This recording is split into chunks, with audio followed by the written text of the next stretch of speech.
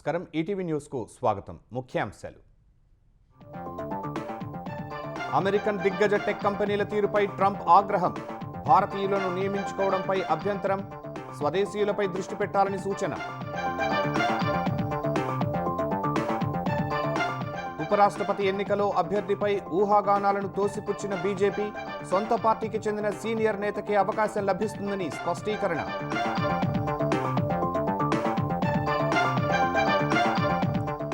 2006 ముంబై పేలుళ్ల కేసులో బాంబే హైకోర్టు తీర్పును నిలిపేసిన సుప్రీంకోర్టు. 12 మందిని నిర్దోషులుగా ప్రకటించడంపై స్టే ఇచ్చిన ధర్మాసనం.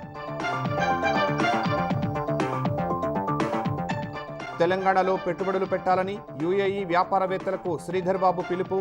2047 నాటికి $3 ట్రిలియన్ ఆర్థిక వ్యవస్థే లక్ష్యమని వెల్లడి.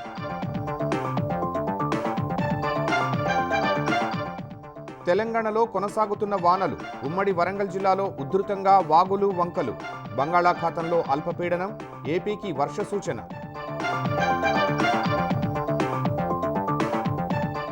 ఎస్ఐపిబి నిర్ణయాలకు ఏపీ మంత్రివర్గం ఆమోదం.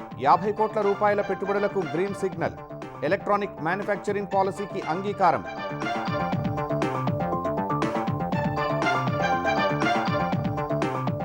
ప్రముఖ వ్యాపారవేత్త అనిల్ అంబానీ కార్యాలయాల్లో ఈడీ సోదాలు. మొత్తం 50 ప్రాంతాల్లో తనిఖీలు. 3,000 కోట్ల రుణాలపై దర్యాప్తు.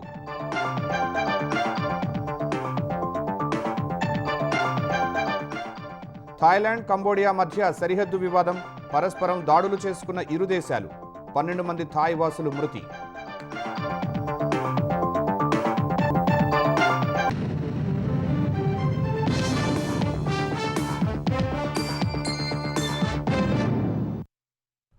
అమెరికా దిగ్గజ టెక్ సంస్థలకు ఆ దేశ అధ్యక్షుడు డొనాల్డ్ ట్రంప్ హెచ్చరికలు జారీ చేశారు. భారతీయులకు ఉద్యోగాలు ఇవ్వడం ఆపి అమెరికన్లపై దృష్టి పెట్టాలని సూచించారు. ఈ మేరకు గూగుల్, మైక్రోసాఫ్ట్ వంటి భారీ టెక్ కంపెనీలకు ట్రంప్ గట్టి వార్నింగ్ ఇచ్చారు. టెక్ కంపెనీల గ్లోబలిస్ట్ మైండ్ సెట్ సరిగ్గా లేదని మండిపడిన ట్రంప్ ఆ విధానం వల్ల అనేక మంది అమెరికన్లు ఇబ్బంది పడుతున్నట్లు చెప్పారు. గూగుల్, మైక్రోసాఫ్ట్ వంటి భారీ టెక్ కంపెనీలు భారతీయులను నియమించుకోవడం ఆపి అమెరికన్లపై దృష్టి పెట్టాలని అమెరికా అధ్యక్షుడు ట్రంప్ అన్నారు. బుధవారం వాషింగ్టన్ డీసీలో జరిగిన ఏఐ సదస్సులో పాల్గొన్న ఆయన టెక్ కంపెనీల గ్లోబలిస్ట్ మైండ్ సెట్ సరిగా లేదని విమర్శించారు. చాలా మంది అమెరికన్లు తమను టెక్ కంపెనీలు పట్టించుకోవడం లేదన్న భావనలో ఉన్నట్లు పేర్కొన్నారు. దేశంలో లభించిన స్వేచ్ఛను వాడుకుని చాలా టెక్ కంపెనీలు ఇతర దేశాల్లో పెట్టుబడులు పెడుతున్నాయన్న ట్రంప్ తన పాలనలో ఆ రోజులు ముగిసిపోతాయని తెలిపారు. అమెరికా టెక్ కంపెనీలు చైనాలో కంపెనీలు నిర్మిస్తూ భారతీయ ఉద్యోగులను నియమించుకుంటూ ఐర్లాండ్ను అడ్డం పెట్టుకుని తక్కువ లాభాలు చూపుతూ స్వేచ్ఛను అనుభవించాయని ఆరోపించారు. ఏఐ రేసులో విజయం సాధించాలంటే సిలికాన్ వ్యాలీలో సరికొత్త దేశభక్తి అవసరమన్న ట్రంప్ ఇక్కడ ఉన్న టెక్నాలజీ కంపెనీలు మొత్తం అమెరికా కోసమేనని తేల్చి చెప్పారు. దేశానికే మొదటి ప్రాధాన్యమిస్తూ పనిచేయాలని వ్యాఖ్యానించారు.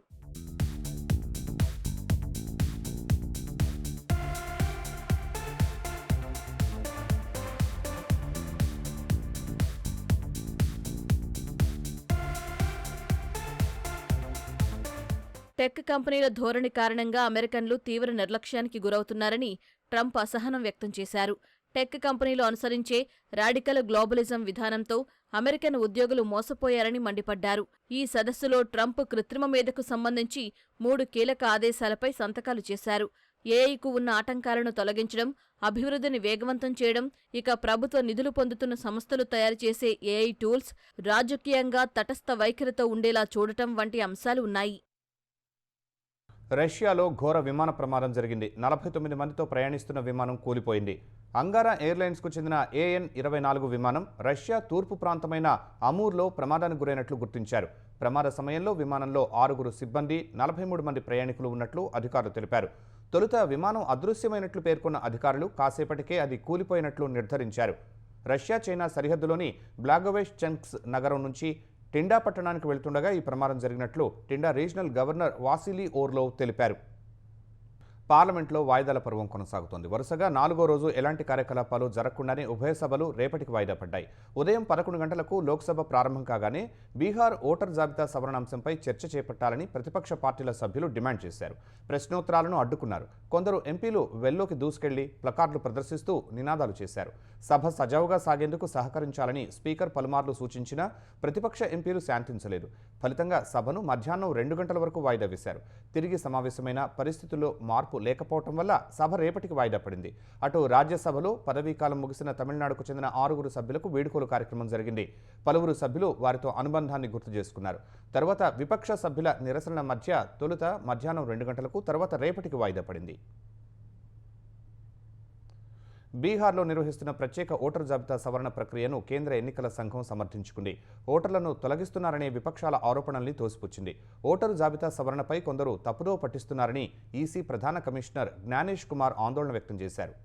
చనిపోయిన వారు, శాశ్వతంగా వలస వెళ్లిన వారి పేరుతో నకిలీ ఓటర్లను ఎలా అనుమతిస్తామని ఆయన ప్రశ్నించారు.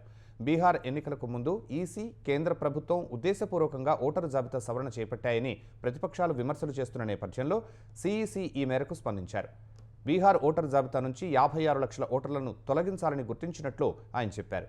అందులో 20 లక్షల మంది చనిపోయిన వారు, 28 లక్షల మంది శాశ్వతంగా వలస వెళ్లిన వారు, మరో 7 లక్షల మంది ఒకటి కంటే ఎక్కువ చోట్ల ఓటర్లుగా నమోదయ్యారని, 1 లక్ష మంది లెక్కలో లేని ఓటర్లని ఈసీ జాబితా వెల్లడించింది. మరో 15 లక్షల మంది ఓటర్ సవరణ ఫామ్ తిరిగి సమర్పించలేదని ఈసీ పేర్కొంది. ఉపరాష్ట్రపతి పదవికి జగదీప్ ధన్ఖడ్ రాజీనామా తర్వాత అనివార్యమైన ఉపరాష్ట్రపతి ఎన్నికకు ఎన్డీఏ అభ్యర్థిపై ఊహాగానాలను బీజేపీ తోసిపుచ్చింది. బీజేపీ సీనియర్ నేత మాత్రమే ఉపరాష్ట్రపతి అవుతారని బీజేపీ వర్గాలు తెలిపాయి. ఉపరాష్ట్రపతి పదవికి JDU chief, Bihar CM Nitish Kumar వంటి కీలక మిత్రుల అభ్యర్థిత్వాలను పరిశీలించే అవకాశం ఉందనే ప్రచారాన్ని బీజేపీ వర్గాలు తోసిపుచ్చాయి. పార్లమెంటు వర్షాకాల సమావేశాలు ప్రారంభమైన రోజే పదవికి ధన్ఖడ్ అనూహ్యంగా రాజీనామా చేయటం దేశ రాజకీయాల్లో సంచలనంగా మారింది. ఆయన రాజీనామాను రాష్ట్రపతి ఆమోదించడంతో కేంద్ర ఎన్నికల సంఘం ఉపరాష్ట్రపతి ఎన్నిక ప్రక్రియ ప్రారంభించింది. ఉపరాష్ట్రపతి పదవికి జరిగే ఎన్నికలో రేస్లో పలువురు నేతలు ఉన్నట్లు ప్రచారం మొదలైంది. అయితే ఈ ప్రచారాన్ని ఖండించిన కమలదళం నేతలు బీజేపీ సిద్ధాంతాలతో సంబంధం ఉన్నవారే ఉపరాష్ట్రపతి అవుతారని స్పష్టం చేశారు. అంతకుముందు బీజేపీ అధ్యక్షుడు జేపీ నడ్డాతో కేంద్ర మంత్రి రామ్నాథ్ ఠాకూర్ సమావేశం కావటం ఊహాగానాలకు తావిచ్చింది. అది సాధారణ సమావేశమే అని తెలిపిన బీజేపీ వర్గాలు ఉపరాష్ట్రపతి పదవిపై జేడీయూతో ఎలాంటి చర్చలు జరగలేదని స్పష్టం చేశాయి. ప్రముఖ వ్యాపారవేత్త అనిల్ అంబానీకి చెందిన సంస్థల కార్యాలయాల్లో ఎన్ఫోర్స్మెంట్ డైరెక్టరేట్ ఈడీ సోదాలు చేపట్టింది. ఢిల్లీ, ముంబైలోని కంపెనీల లావాదేవీలను అధికారులు తనిఖీ చేస్తున్నారు. మనీ లాండరింగ్ కేసులో భాగంగా 50 ప్రాంతాల్లో ఈడీ సోదాలు చేస్తున్నట్టు తెలుస్తోంది. 3,000 కోట్ల రూపాయల రుణాలకు సంబంధించి వివరాలు సేకరిస్తోంది. ఇదే కేసులో యెస్ బ్యాంకులోనూ ఈడీ సోదాలు చేస్తోంది. 2017-19 మధ్య యెస్ బ్యాంక్ నుంచి సుమారు 3,000 కోట్లు అక్రమ రుణ మళ్లింపు ఆరోపణలపై దర్యాప్తు చేస్తున్నట్లు సంబంధిత వర్గాలు పేర్కొన్నాయి. ఈ రుణం మంజూరు చేయడానికి ముందు యెస్ బ్యాంక్ ప్రమోటర్లు కొంత నగదును లంచంగా పొందారని గుర్తించిన ఈడీ ఈ అంశంపై దర్యాప్తు చేపట్టింది. అనిల్కు చెందిన వ్యక్తిగత నివాసానికి ఈడీ అధికారులు వెళ్లలేదని జాతీయ మీడియా కథనాలు పేర్కొన్నాయి. ఆంధ్రప్రదేశ్లో పెట్టుబడులు పెట్టేందుకు ముందుకొచ్చిన పలు కంపెనీల ప్రతిపాదనలకు మంత్రివర్గం ఆమోదం తెలిపింది. ఇటీవల 2 సమావేశాల్లో ఎస్ఐపిబి సుమారు 50,000 కోట్ల రూపాయల విలువైన పెట్టుబడులకు ఆమోదం తెలపగా వాటికి మంత్రివర్గం పచ్చజెండా ఊపింది. సచివాలయంలో సీఎం చంద్రబాబు అధ్యక్షతన జరిగిన కేబినెట్లో 40కి పైగా అజెండా అంశాలపై చర్చించినట్లు తెలిసింది. ఆంధ్రప్రదేశ్ ఎలక్ట్రానిక్స్ మ్యానుఫ్యాక్చరింగ్ పాలసీకి కేబినెట్ ఆమోదం తెలిపినట్లు సమాచారం. అమరావతిలో నిర్మాణాలకు సంబంధించి సిఆర్డీఏ నిర్ణయాలను ఆమోదించినట్లు తెలిసింది. సిఆర్డీఏతో పాటు మెట్రోపాలిటన్, పట్టణ ప్రాంతాల్లో వ్యవసాయ భూమిని వ్యవసాయేతర భూమిగా మార్చే ప్రక్రియకు సంబంధించిన చట్ట సవరణలపై చర్చించినట్లు సమాచారం. విజయవాడ, వైజాగ్ మెట్రో రైల్ మార్గాల నిర్మాణానికి ఆంధ్రప్రదేశ్ సర్కార్ రేపు టెండర్లు పిలవనుంది. 21,616 కోట్ల రూపాయల వ్యయ అంచనాలతో వైజాగ్, విజయవాడ మెట్రో రైల్ ప్రాజెక్టులకు టెండర్లు పిలిచేందుకు ఏపీ సర్కార్ రంగం సిద్ధం చేసింది. విజయవాడ మెట్రో రైల్ నిర్మాణానికి 10,118 కోట్ల రూపాయల వ్యయం అవుతుందని అంచనాలు వేయగా, వైజాగ్ మెట్రోకు 11,498 కోట్ల రూపాయల వ్యయ అంచనాలతో టెండర్లు పిలవనున్నారు. ఈ 2 ప్రాజెక్టులకు అయ్యే ఖర్చును కేంద్ర, రాష్ట్ర ప్రభుత్వాలు 50% చొప్పున భరించనున్నాయి. వైజాగ్ మెట్రో రైలుకు ఏపీ ప్రభుత్వ వాటా కింద వీఎంఆర్డీఏ నుంచి 4,101 కోట్లు నిధులు ఇవ్వాలని నిర్ణయానికి వచ్చారు. విజయవాడ మెట్రోకు వీఆర్డీఏ నుంచి 3,497 కోట్లు ఇవ్వనున్నట్టు తెలిపింది.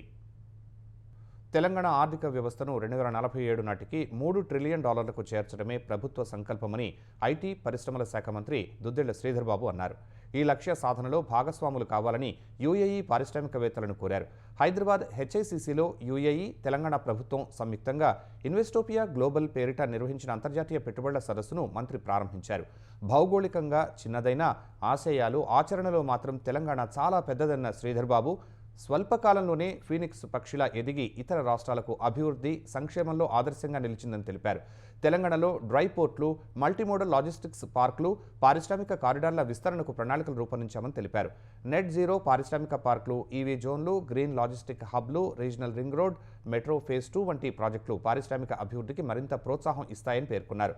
అంతర్జాతీయ ప్రమాణాలతో అభివృద్ధి చేయబోతున్న future city fintech, climate tech, smart mobility ఆవిష్కరణలకు ప్రపంచ కేంద్రంగా మారబోతోందన్నారు.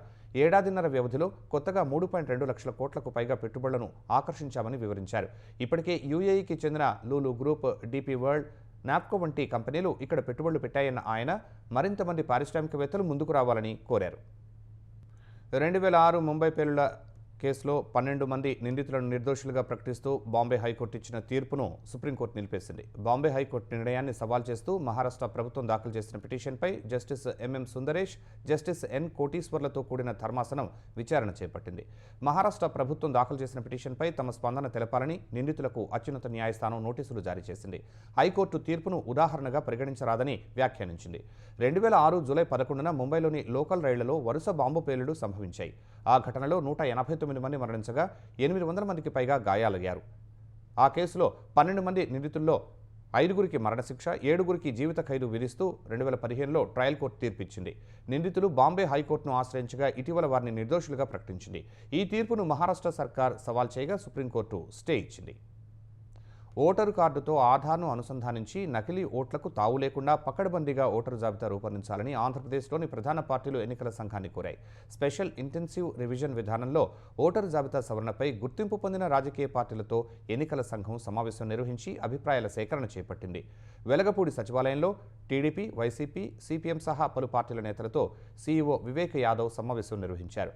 ఎస్ఐఆర్ విధానం అమలుపై అభిప్రాయ సేకరణ చేయగా దాదాపు అన్ని పార్టీలు ఏకాభిప్రాయాన్ని వెల్లడించాయి. 2002 ఏడాది డేటా కాకుండా 2014 జాబితా తీసుకుని ఓటర్ల ప్రక్షాళన చేసి సవరణ చేయాలని టీడీపీ కోరింది. ఓటర్ల ఎన్రోల్మెంట్ నిష్పక్షపాతంగా, పారదర్శకంగా ఉండాలని కోరినట్లు బీజేపీ నేత కిలారు దిలీప్ తెలిపారు.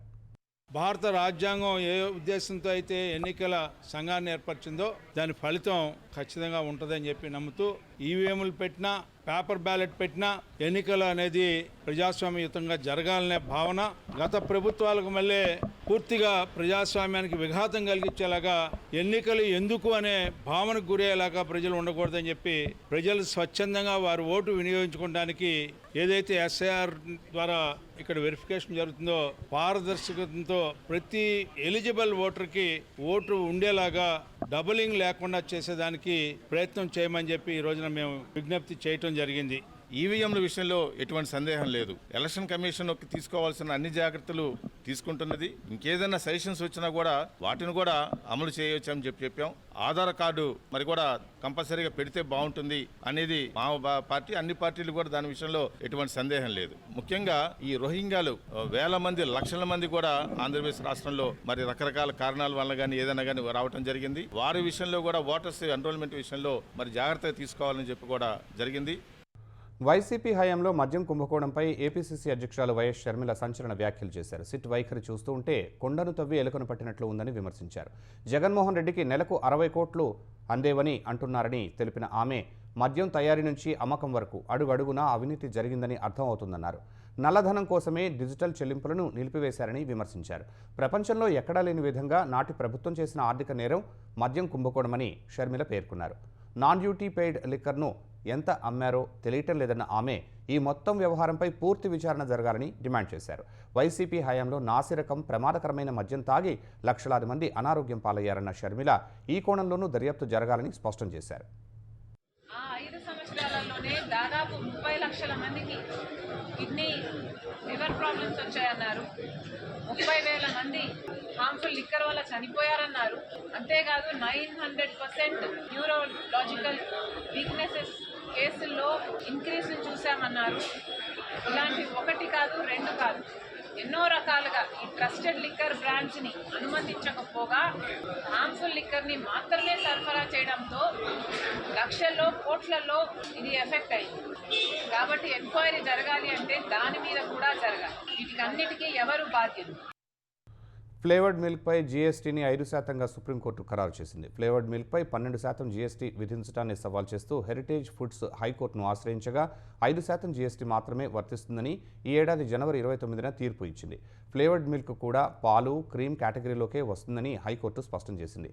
దీనిపై కేంద్ర ప్రభుత్వం సుప్రీంకోర్టుకు వెళ్లగా ఆంధ్రప్రదేశ్ హైకోర్టు తీర్పును సుప్రీం ధర్మాసనం సమర్థించింది. ఫ్లేవర్డ్ మిల్క్పై 12% జీఎస్టీ బదులుగా 5%ని సమర్థించింది. ఉపరితల ద్రోణి ప్రభావంతో తెలంగాణలో విస్తారంగా వర్షాలు కురుస్తున్నాయి. కొన్ని చోట్ల కుండపోత వానలకు వాగులు, వంకలు పొంగిపొలుతున్నాయి. ఉమ్మడి వరంగల్ జిల్లా వ్యాప్తంగా జోరు వానలు కొనసాగుతున్నాయి. మహబూబాబాద్ జిల్లా కొత్తగూడ, గంగారం ఉమ్మడి మండలాల్లో 3 రోజులుగా దంచికొడుతున్న వర్షాలకు చెరువులు, కుంటలు జలకళ సంతరించుకుంటున్నాయి. కొత్తగూడ మండలం బుర్కపల్లి వాగు, కొత్తపల్లి వాగు, రాయితొట్టి వాగులు ఉధృతంగా ప్రవహిస్తున్నాయి.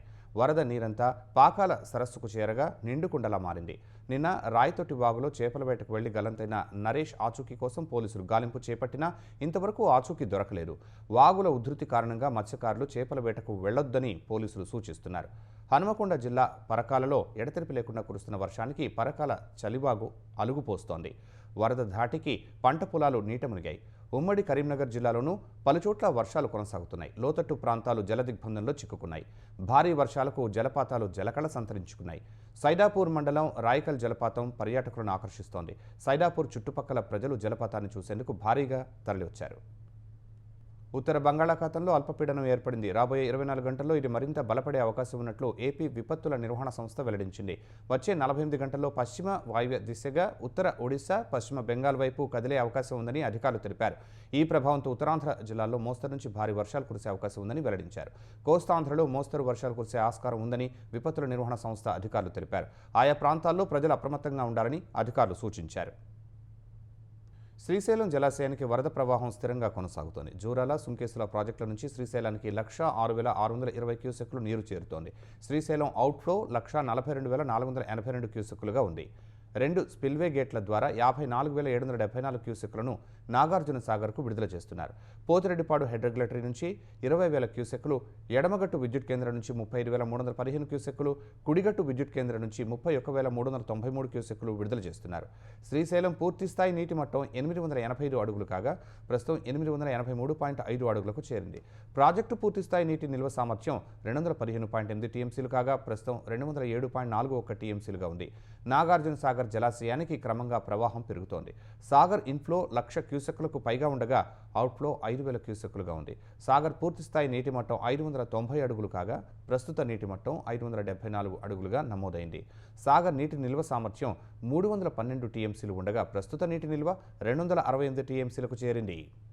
భారత్, బ్రిటన్ మధ్య స్వేచ్ఛ వాణిజ్య ఒప్పందం కుదిరింది. ప్రధాని నరేంద్ర మోదీ, బ్రిటన్ ప్రధాని కీర్ స్టార్మర్ ఈ ఒప్పందంపై సంతకాలు చేశారు.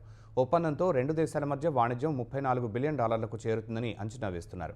ఈ ఒప్పందం వల్ల భారత్ నుంచి వెళ్లే 99% ఎగుమతులపై సుంకాలు తగ్గనున్నాయి. ఫలితంగా భారతీయ వ్యాపారులకు భారీగా లబ్ధి చేకూరనుంది. బ్రిటన్ నుంచి భారత్కు కార్లు, కాస్మెటిక్స్, విస్కీ వంటివి దిగుమతి కానున్నాయి. స్వేచ్ఛ వాణిజ్య ఒప్పందంపై భారత్, యూకే మధ్య 3 ఏళ్లకు పైగా చర్చలు జరిగాయి. EU నుంచి నిష్క్రమించిన తర్వాత భారత్తో ద్వైపాక్షిక వాణిజ్య ఒప్పందం బ్రిటన్కు ఆర్థికంగా ఎంతో కీలకం కానుంది. భారత్తో మైలురాయిగా నిలిచే వాణిజ్య ఒప్పందం బ్రిటన్కు పెద్ద విజయమని ప్రధాని కీర్ స్టార్మర్ సంతోషం వ్యక్తం చేశారు. రష్యా, ఉక్రెయిన్, గాజా, ఇజ్రాయెల్ యుద్ధాలు కొనసాగుతుండగానే మరో యుద్ధం రాజుకుంది. తాజాగా థాయిలాండ్, కంబోడియా ఘర్షణలకు దిగాయి. సరిహద్దు వివాదంపై పరస్పరం దాడులు చేసుకున్నాయి. ఈ దాడుల్లో తమ పౌరులు 12 మంది ప్రాణాలు కోల్పోయినట్లు థాయిలాండ్ ప్రకటించింది. సురిన్ ప్రావిన్స్లోని నివాసిత ప్రాంతాల్లో కంబోడియా బలగాలు కాల్పులకు తెగబడినట్లు థాయ్ రక్షణ శాఖ తెలిపింది. సరిహద్దు వెంబడి 6 ప్రాంతాల్లో ఘర్షణలు తలెత్తినట్లు వెల్లడించింది. పేలుళ్ల శబ్దంతో భయభ్రాంతులకు గురైన థాయ్ ప్రజలు సమీప కాంక్రీట్ బంకర్లలో తలదాచుకున్నారు. ఉద్రిక్తత పరిస్థితుల మధ్య కంబోడియాతో సరిహద్దులను మూసివేసినట్లు థాయిలాండ్ వెల్లడించింది. అటు కంబోడియాలో పలు ప్రాంతాలపై వైమానిక దాడులు చేసినట్లు థాయ్ సైన్యం ప్రకటన విడుదల చేసింది. ప్రీహ్ విహార్ ప్రావిన్స్లోని పురాతన ఆలయానికి సమీప ప్రాంతాల్లో థాయ్ సైన్యం బాంబు దాడులు చేసినట్లు కంబోడియా రక్షణ శాఖ తెలిపింది. థాయిలాండ్ సైన్యమే తమ సైనిక శిబిరాలపై దాడులు చేసినట్లు కంబోడియా ప్రధాని హూన్ మానెట్ ఆరోపించారు. దురాక్రమణకు వ్యతిరేకంగా సాయుధ బలగాలతో స్పందించడం తప్ప మరో మార్గం లేదన్నారు. కంబోడియాలో మరణాలపై ఎలాంటి ప్రకటన వెలువడలేదు. लो पीनो पीने लो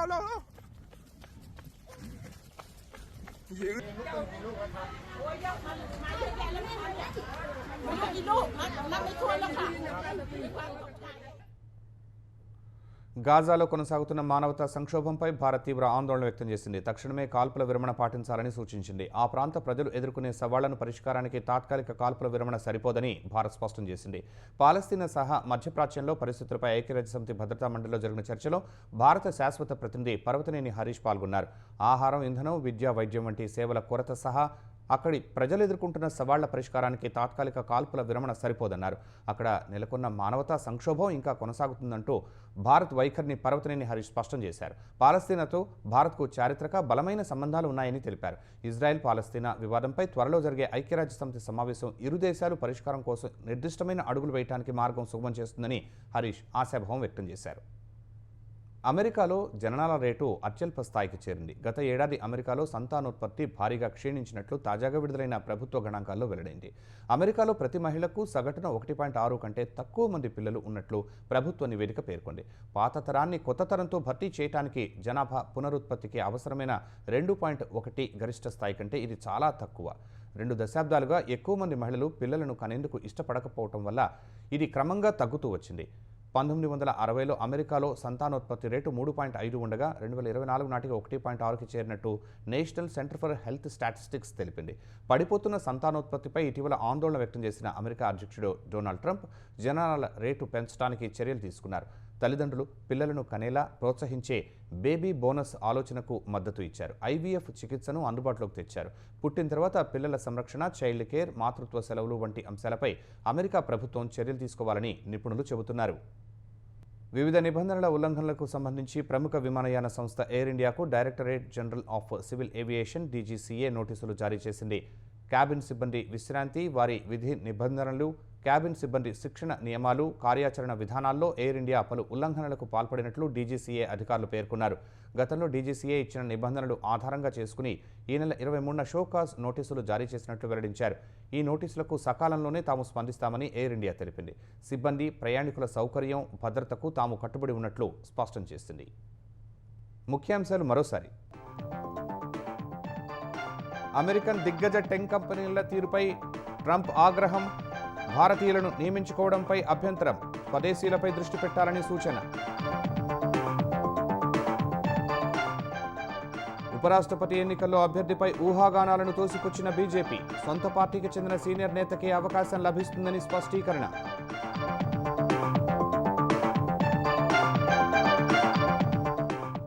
2006 ముంబై పేలుళ్ల కేసులో బాంబే హైకోర్టు తీర్పును నిలిపేసిన సుప్రీంకోర్టు 12 మందిని నిర్దోషులుగా ప్రకటించడంపై స్టే ఇచ్చిన ధర్మాసనం.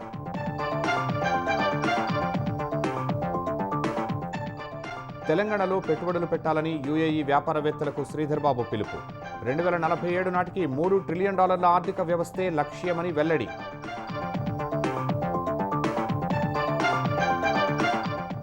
తెలంగాణలో కొనసాగుతున్న వానలు, ఉమ్మడి వరంగల్ జిల్లాలో ఉధృతంగా వాగులు వంకలు, బంగాళాఖాతంలో అల్పపీడనం, ఏపీకి వర్ష సూచన.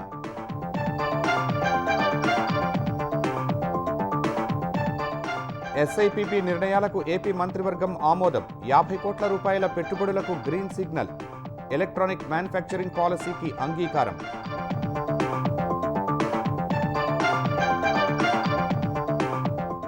ప్రముఖ వ్యాపారవేత్త అనిల్ అంబానీ కార్యాలయాల్లో ఈడీ సోదాలు, మొత్తం 50 ప్రాంతాల్లో తనిఖీలు, 3,000 కోట్ల రుణాలపై దర్యాప్తు.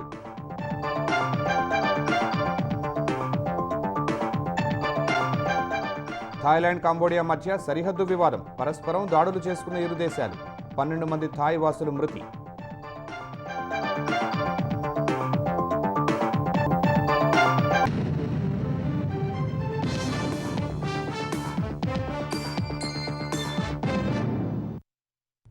ఈటీవీ న్యూస్ సమాప్తం. నమస్కారం.